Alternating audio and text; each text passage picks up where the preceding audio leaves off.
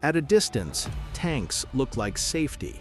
They roll forward wrapped in steel, shrugging off bullets that would tear infantry apart.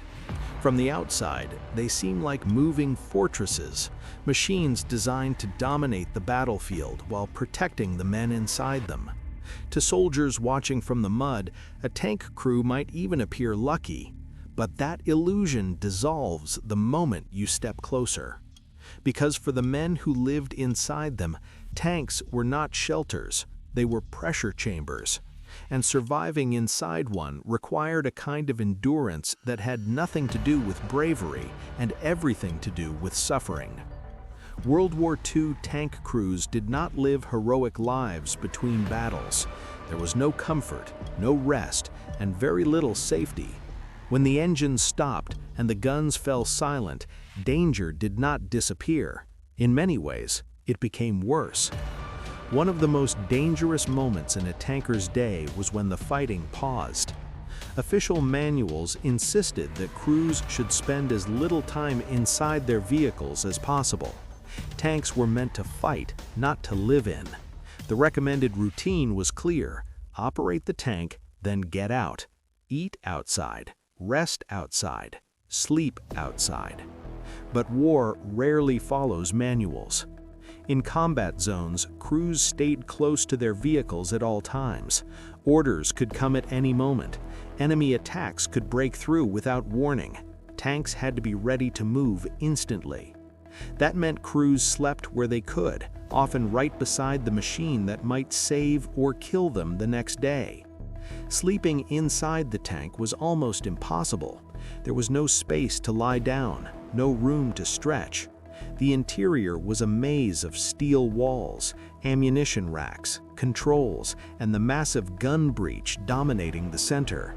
Every inch had a purpose, and none of it was comfort. So the men climbed out.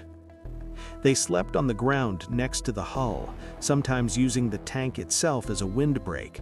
Some rigged tarps from the side of the vehicle to make crude shelters. Others simply lay in the dirt with their boots still on, helmets tucked under their heads, knowing they might be shaken awake by explosions before dawn. Even at rest, the battlefield never went quiet. Artillery fire echoed in the distance. Shells landed unpredictably. Shrapnel didn't care whether you were fighting or sleeping. There was no true safety anywhere near the front. To protect themselves, some crews came up with a desperate idea. They dug shallow trenches in the ground, just deep enough to lie in. Then, with careful positioning, they drove their tank forward until it sat directly over the trench. The armored belly of the tank became a roof, steel between them and the sky.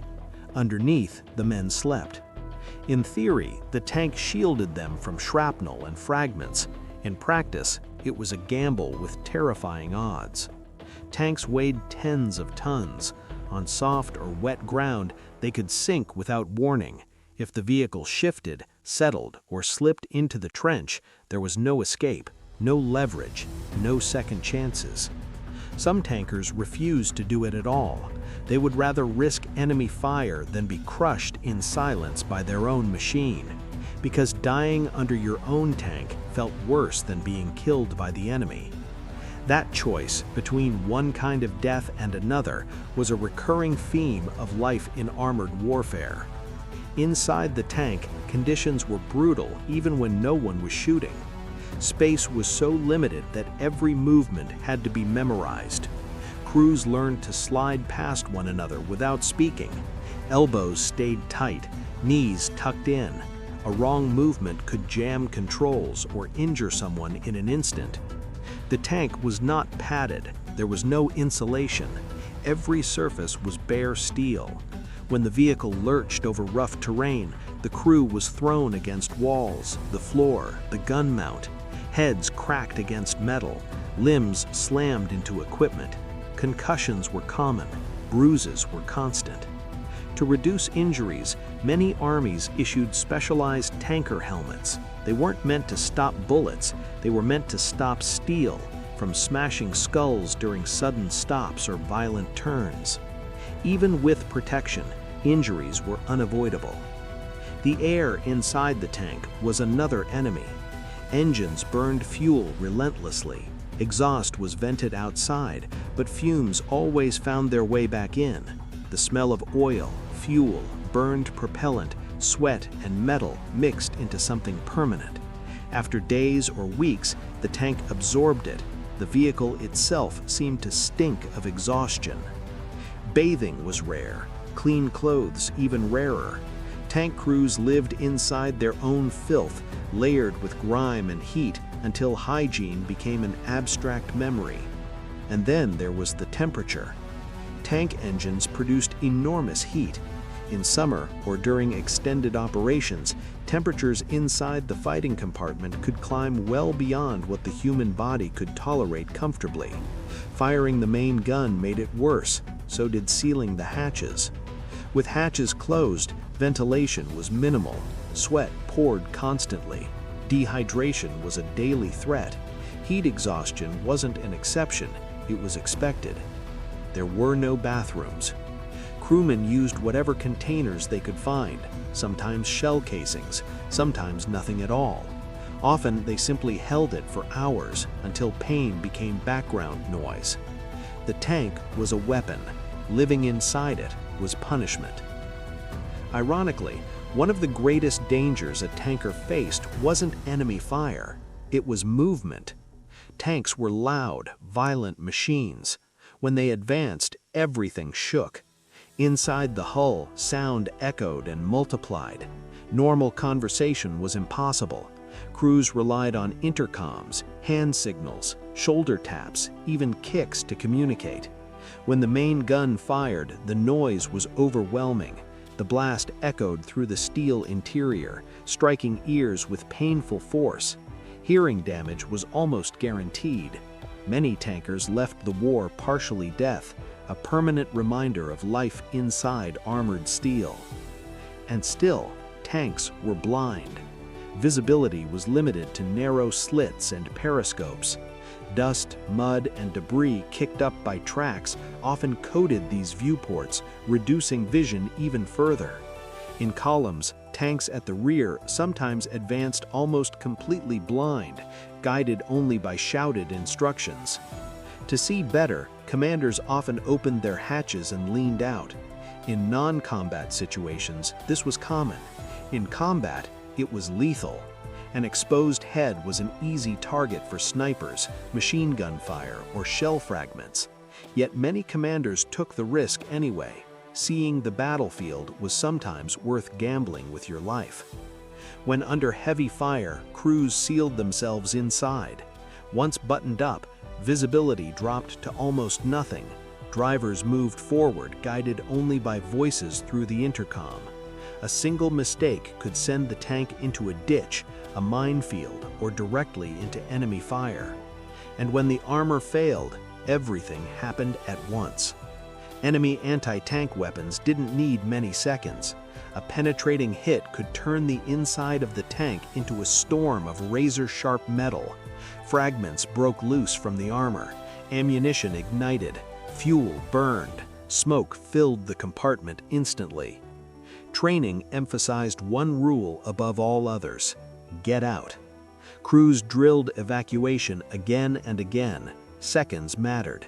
Hatches were memorized, movements rehearsed blindly, but reality didn't always allow escape.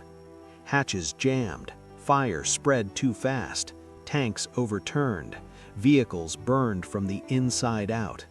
A machine that once felt invincible became a coffin, and the men inside knew it. That knowledge followed them everywhere, into battle, into rest, into sleep beside the tracks that might carry them forward or bury them where they lay.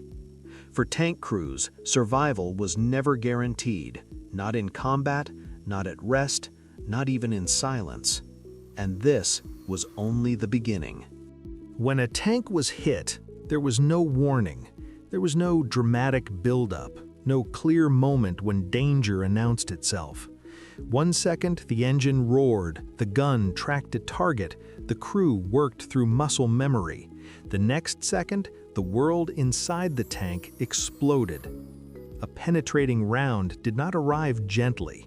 It struck armor with force so violent that the steel itself became a weapon. Fragments tore loose from the interior walls, flying at lethal speed in every direction. These shards did not need to be large. Razor-thin splinters of metal sliced through flesh, uniforms, and equipment before anyone understood what had happened. This was called spall. It turned the inside of the tank into a storm. Even when the armor was not fully penetrated, the shock of impact could still be deadly. Concussions were common. Men were slammed into steel with bone-crushing force. Hands slipped from controls. Radios went silent. Vision blurred. Training vanished in the noise and chaos. If the round pierced deeper, the danger multiplied instantly. Ammunition stored along the walls could ignite. Fuel lines could rupture. Flames spread faster than thought. Thick black smoke filled the compartment in seconds, burning lungs and eyes. The heat became unbearable almost immediately. Breathing turned painful, then impossible. In that moment, every tanker understood the same truth. The tank was no longer protection. It was a trap. Escape depended on speed, luck, and design. Some tanks had multiple hatches, others only had one or two. In theory, crews knew exactly where to go. In reality, panic, smoke, injury, and fire turned practiced drills into desperate improvisation. Men crawled blindly toward exits they could no longer see. Hands searched for hatch handles that had grown scorching hot. Smoke erased direction. Flames stole oxygen. Screams were swallowed by the roar of fire and metal. Some never reached the hatch. Others reached it too late. Burning tanks did not wait. Ammunition cooked off. Explosions followed explosions. A tank could destroy itself from the inside out while its crew fought for seconds that no longer existed. Those who escaped carried the memory forever. Tankers learned quickly that survival inside armored steel was never about strength. It was about timing, about chance, about whether the machine failed slowly enough to let you live alive. And even when a tank was not destroyed, it punished its crew relentlessly. Every mile traveled over rough terrain battered the men inside. Tanks lurched violently, throwing bodies against steel again and again. There were no shock absorbers for the human body. Each movement sent fresh pain through bruised ribs, aching joints, and already damaged hearing. The noise never stopped. Engines roared constantly. Tracks screamed against dirt and stone. Inside the hull, sound echoed and amplified until it became a physical force. The main gun firing was agony. Each blast struck the ears with enough power to cause instant damage. Over time, ringing became permanent. Silence, when it finally came, felt unnatural. Communication became its own challenge. Crews used intercom systems when they worked. When they failed, men relied on taps, shouts, and instinct. In combat, clarity vanished. Orders were misunderstood. Timing slipped. Small errors became fatal. Despite all this, tanks were expected to fight relentlessly. Tankers advanced into enemy fire knowing that a single well-placed weapon could end everything. Anti-tank guns, mines, aircraft, infantry with rockets, all hunted armored vehicles relentlessly. Tanks drew attention. They were priority targets. When one appeared, the enemy focused everything they had on destroying it. Tank crews felt that pressure constantly. They knew they were being watched. They knew someone was waiting for them to make a mistake. Every open hatch, every pause, every exposed angle could be exploited. Rest did not erase that knowledge. Even when tanks stopped moving, crews rarely slept deeply. Explosions jolted them awake. Engines starting nearby triggered instant alertness. Dreams blended with reality until exhaustion became permanent. Fear did not fade. It settled in. And yet, despite everything, tank crews kept going. Not because conditions improved, they didn't, but because survival became routine, suffering became normal. Men adapted to environments that should have broken them. They learned how to brace their bodies before rough ground, how to breathe through smoke, how to move without space, how to endure heat, noise, and confinement until these things became part of existence rather than obstacles. Outside observers rarely saw this. From a distance, tanks still looked powerful. They still rolled forward under fire. They still symbolized strength and protection. The men inside remained largely invisible, hidden behind steel, statistics, and silhouettes on maps. But those men knew the truth. They knew that armor did not guarantee safety, that steel could betray you, that the machine designed to protect you might also be the thing that killed you. For them, war was not only about fighting the enemy, it was about surviving the vehicle itself. And when the war finally ended, many tankers carried the consequences home in silence. Damaged hearing, injured bodies, nightmares shaped by fire and confinement, memories of men who never climbed out of burning steel. The tank was one of the most powerful weapons of the Second World War. For the men inside, power came at a brutal cost. Survival was never promised. Not by armor, not by training, not by silence, only by luck. And even that eventually ran out.